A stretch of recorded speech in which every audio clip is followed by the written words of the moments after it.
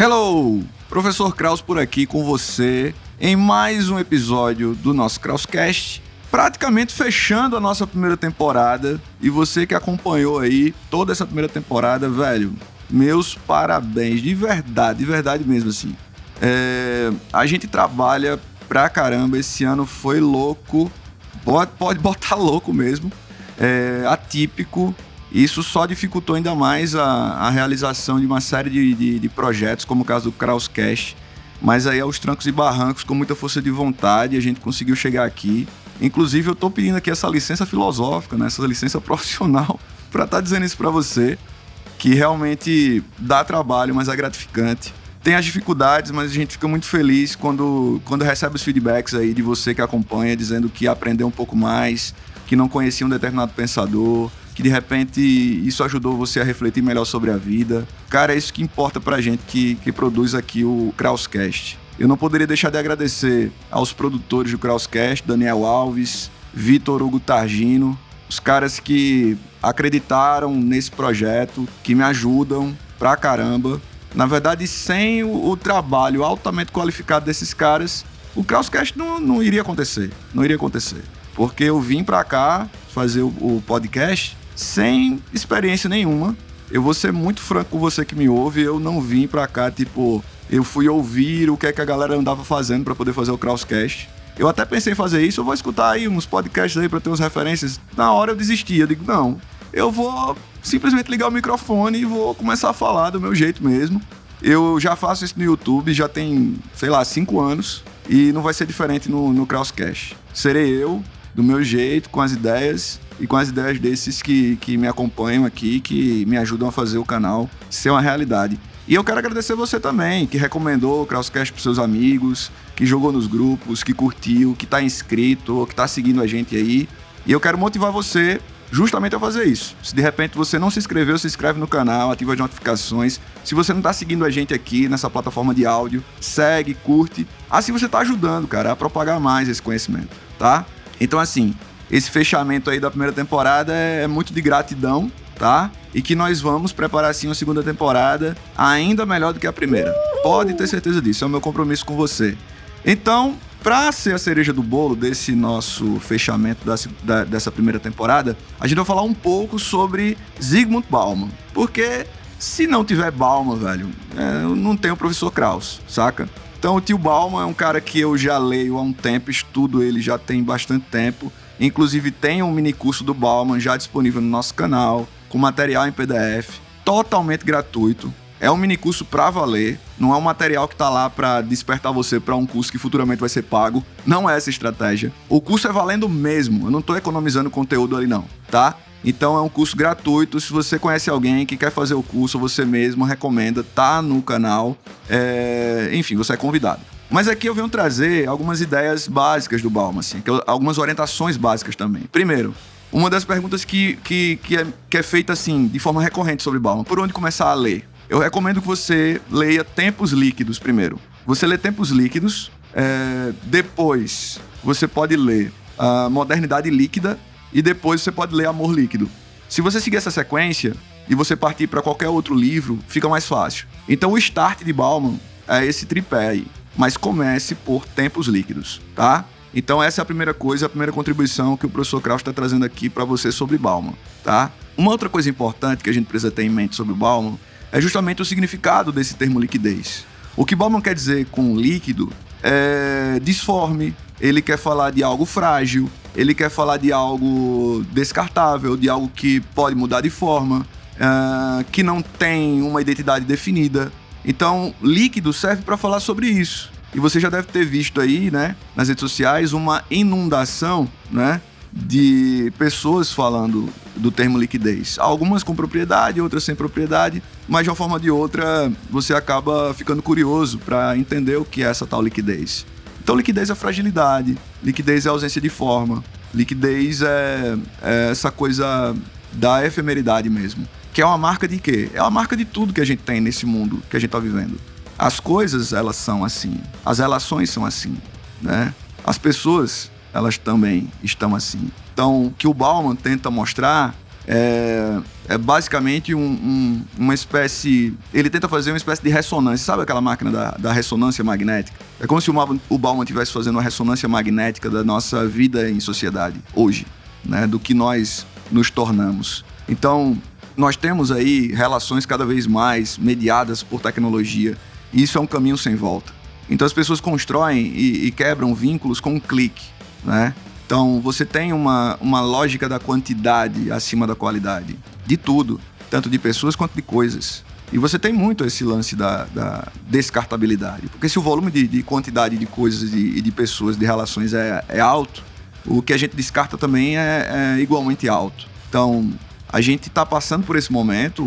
Muita gente me pergunta, o Bauman propõe algo nesse sentido? Olha, eu penso que o Bauman, ele já teve um trabalho muito pesado tentando analisar, descrever e mostrar de uma forma mais clara, mais simples. Porque o Bauman dizia isso.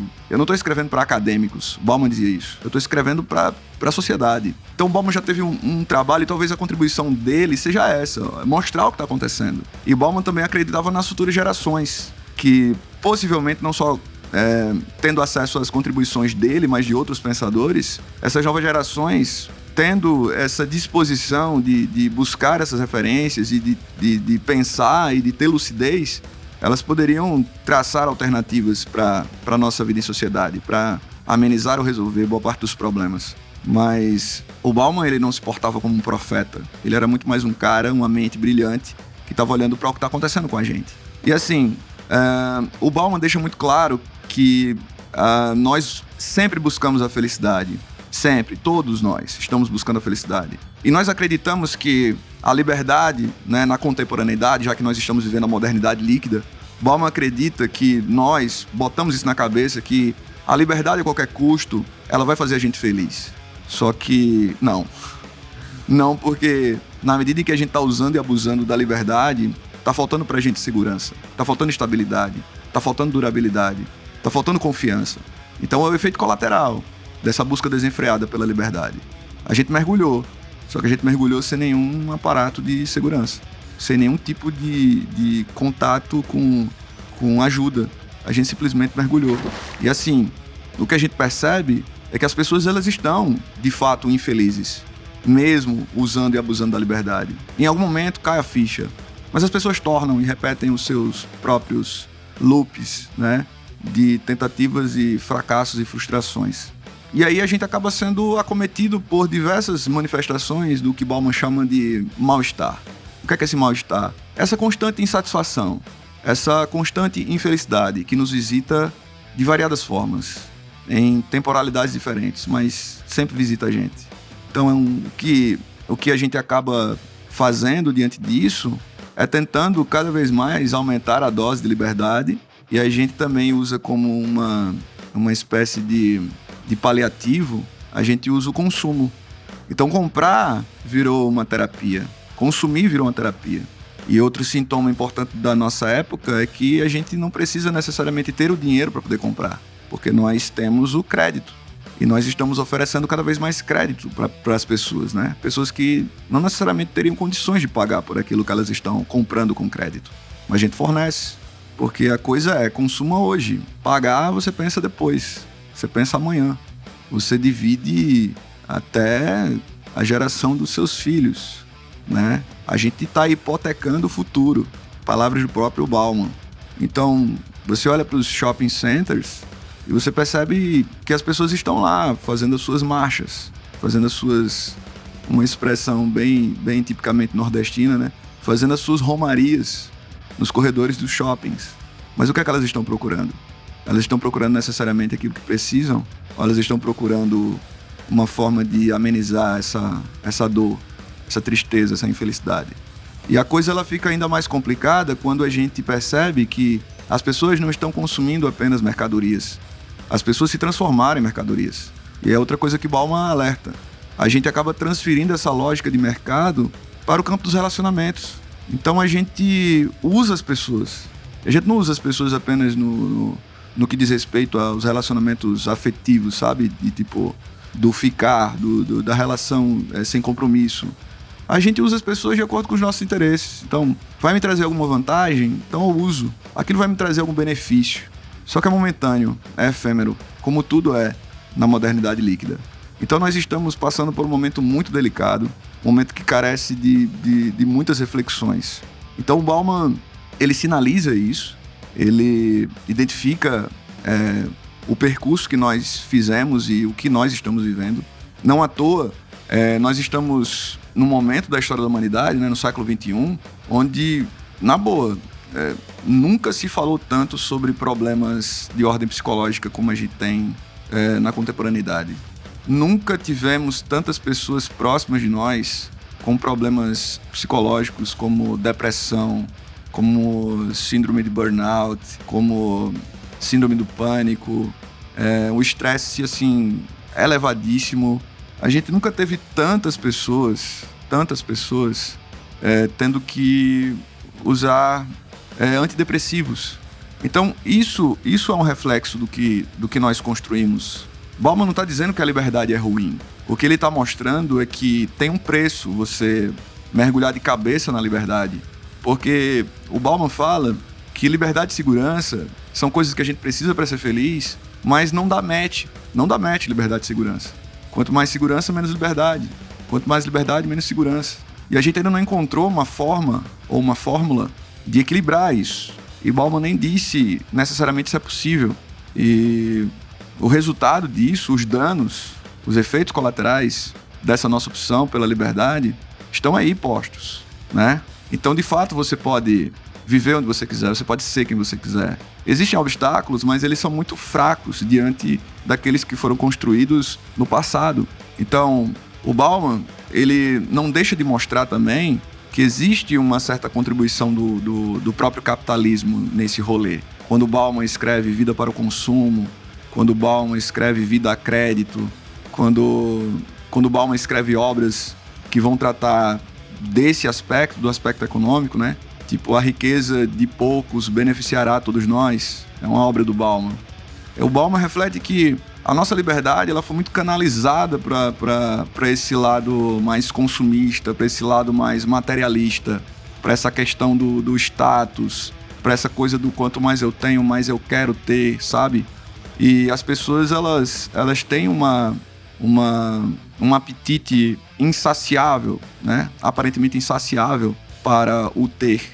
Mas é uma forma, é um desvio, é um mecanismo alternativo que a gente encontrou, ou que o capitalismo ofereceu pra gente tentar amenizar esse nosso mal-estar, segundo Bauman, e que a gente pode também interpretar como infelicidade, como insatisfação.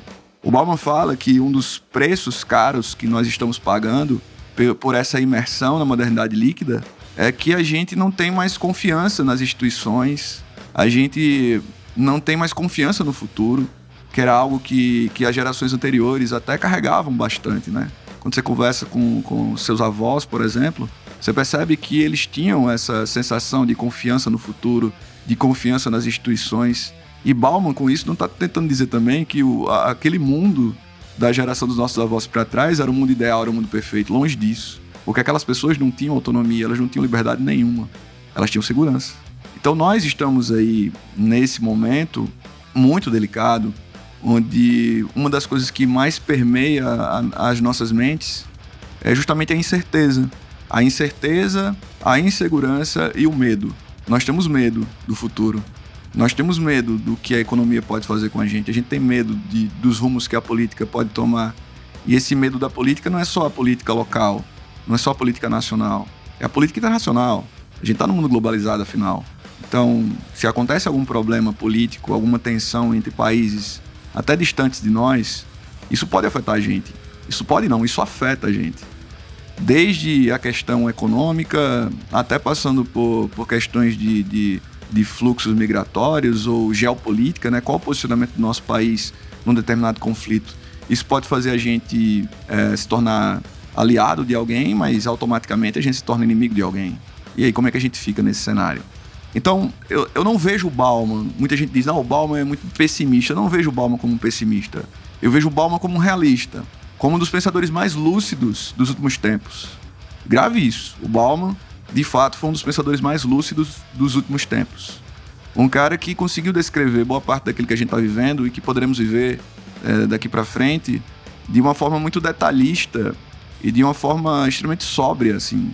Quando você lê, você fica, caramba, impactado como aquilo é real e muitas coisas que ele fala, a gente vive, mas a gente não se dá conta.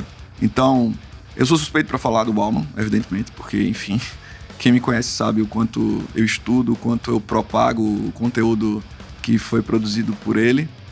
A minha admiração por toda a obra do cara, pela trajetória de vida dele também, uma trajetória de vida incrível. E, assim, fica a minha recomendação para que você não tenha medo de ler Bauman, mas que você leia primeiro Tempos Líquidos, como eu falei no começo. Quero agradecer de coração mesmo por você estar ouvindo esse episódio, por você ter acompanhado essa primeira temporada, por você ter colocado aí para seguir, por você ter curtido. Se você não fez, faça. Assim, eu sempre falo isso, mas é porque é algo que a gente precisa reforçar mesmo, para que mais pessoas possam ter acesso ao nosso conteúdo. Então eu quero agradecer de coração. Os feedbacks que eu tive dessa primeira temporada me deram, assim, muito mais confiança do que eu já tinha para continuar produzindo o podcast, e pode ter certeza que vem muito mais coisa boa por aí. Então receba aí o meu abraço, receba aí minha gratidão. Esse foi mais um Krauscast, o Krauscast final da primeira temporada. Um grande abraço.